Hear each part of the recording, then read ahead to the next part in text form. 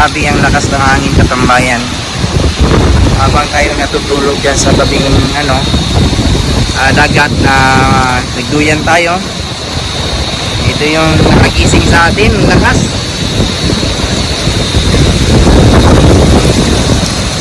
Yan, grabe na.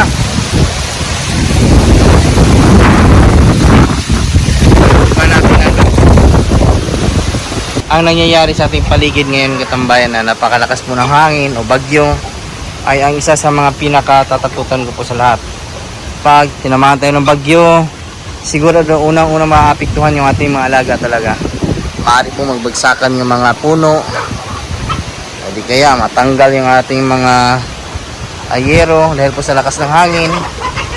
Yan. So tingnan lang tayo kasi tinibay-tibayan natin yung ating ang ating manukan. Wag naman sana na talagang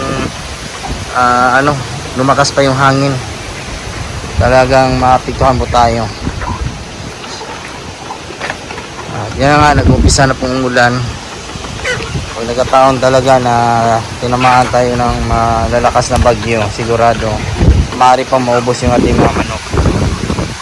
Sana huminto na yung malakas na hangin galing sa dagat. Open pa naman yung ating area dito. Ayan, lakas ng hangin, no? Grabe, parang matutumba yung mga puno ng niyog. Pakain na lang po tayo ng maaga ngayon para sigurado safety yung ating mga alaga. Pagkatapos nilang kumain, pwede na po silang magpahinga doon, magtago. May bat na nasaag sa ligaw. Yun, sigurado dahil po ito sa bagyo. Makulimlim po kasi yung kalangitan, nasa alas 2 po na po ng hapon. Tingnan natin yung bat.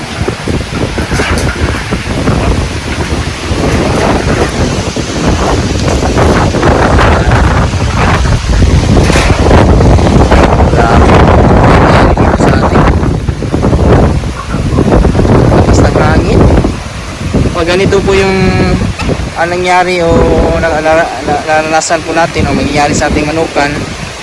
Kung maaari, hintayin mo munang minto yung lakas ng hangin at saka ulan, baka may mangyari dito. So yan, dito muna tayo, magpasilong kasi umulan na rin. Grabe, lakas ng hangin. Na talaga. Yan yung manok natin, nag-umpisa ng magpasilong. Yung iba makain pa. Hindi natin namalayan yung hangin kasi nakatulog tayo eh. Sana pinakain natin ng maaga, katambayan. Napipil din po ng manok na may bagyo, may paparating na bagyo. Kaya yung manok natin ay nagtatago rin po yan. Takot din po yan sila matamaan ng bagyo. Gaya din po ng mga ari, bakit takot din po tayo. Kaya sa mga nagpaplanong mag-alaga ng manok, huwag nyo pong tipirin po sila sa pabahay. Kasi yan yung pinaka-importante sa lahat. Sa nakikita nyo po yung ating mga manok, dito po nagpapasilong dahil po sa lakas ng ulan. Napakalaking tulong po yan sa ating mga alaga. Dito sila matutulog. Same time, naiiwasan po nila yung sakit gaya po ng sipon. Kahit yung pabo po natin ay nagpapasilong po dito. Ganun kahalaga po talaga. Kaya wag po isipin yung gastos pag nag-isa po sa manok, lalo na sa pabahay po nila. Minto na rin yung ulan, katambayan, yung hangin. At kita niyo yung ating mga alagang manok, kumakain na po ng damo. Ito yung kagandahan po sa may malaki-laking area na may damo pang tumutubo kasi kinakain po na ginagawa po ng pangmerienda. Sa pamamagitan ng pagkain ng damo, kahit pa paano ay nababawasan yung ating bigay sa patuka. Yan, wala na pong hangin na malakas. Nag-enjoy na po yung ating mga alaga. Relax na, nakakain na po kasi sila.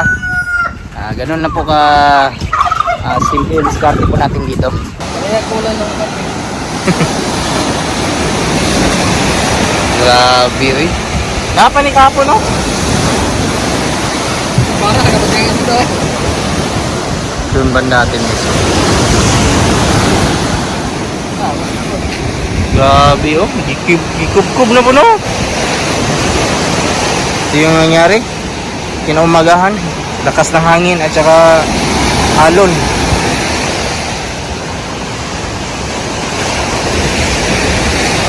Kinain na ng tubig. Pag-pulap sa Punicarugayan diri ba? Grabe ta. Sugas bagyo eh. Sa kabila ating kagamayan. Bahay malapit na rin po ni Kuan Mano dito oh. Ano ng tubig. Doon banda yung ating manukan sa kabila. Sige pa yung burnout mo. Gusto kayong ulan gabi no?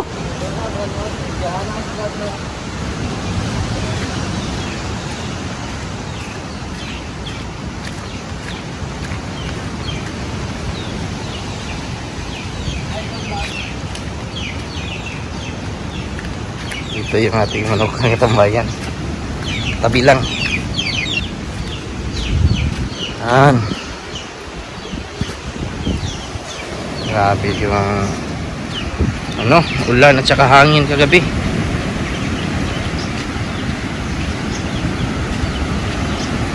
Kahapon saksihan nga natin yung hangin. Ngayong aga ito yung nangyari. Yung mga na lubi, bunot. Mabot dito. Yan dyan sa kabila oh.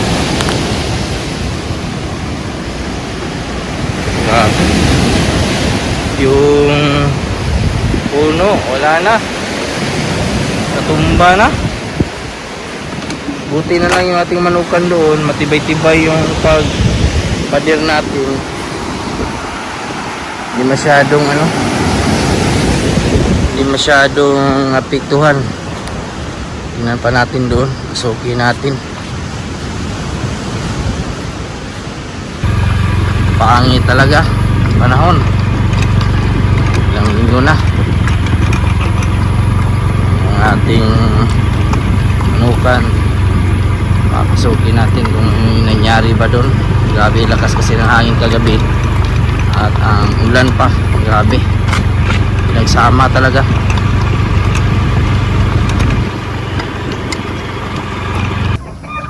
Ay, ito na yung resulta ng mga sanga-sanga na naputol, hulog. Itlog, dami itlog ito no. Tahin natin yan para pang ulam. Tubig oh, puno. Imagine, puno yan dahil sa lakas ng ulan.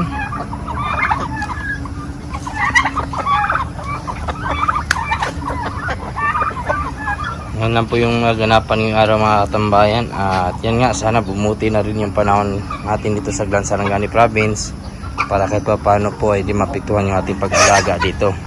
Yung bagyo kasi hindi natin yung mapipigilan, pero yung mga sakit o mga sakuna sa manukan, virus, bakterya, kaya po natin yan prevent. Pero yung bagyo walang makakapigil dyan. Sa mga nanonood po pala nating mga previous videos, mga bago po natin subscribers and viewers, welcome po sa aking channel.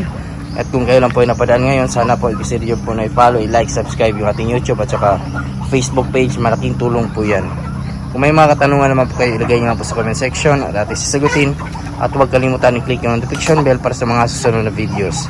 Bago muna tayo magpaalam, shoutout muna natin yung ating kaibigan dyan na si Alvin Lubigan. At sa mga hindi ko po na shoutout, isi-shoutout ko lang kayo sa susunod. Maraming salamat, God bless at ingat po kayo palagi. Bye bye.